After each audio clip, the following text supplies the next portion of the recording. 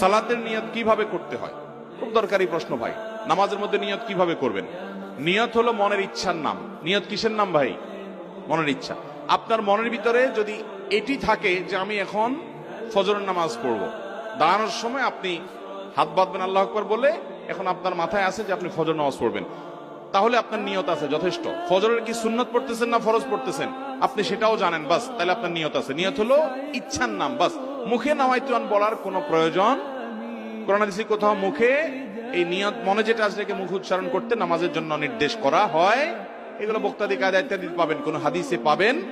বিধায় আপনি নামাজ হোক রোজা হোক কি ইবাদত করছেন আপনি সেটাকে পার্থক্য করতে পারছেন। ধরুন আপনি এখন নামাজে দাঁড়াবেন, কেউ যদি আপনার জিজ্ঞেস করে ভাই থামেন কি নামাজ পড়তেছেন, আপনি যদি সাথে সাথে উত্তর দিতে পারেন ভাই আমি আজকে ফজরের 2 রাকাত সুন্নত পড়তেছি, তাহলে আপনার নিয়ত ঠিক আছে, ওকে, আপনার নিয়ত আছে, নামাজ হয়ে যাবে। ইন্নামাল আমালু বিন্নিয়াতের উপর আপনি আমল করছেন।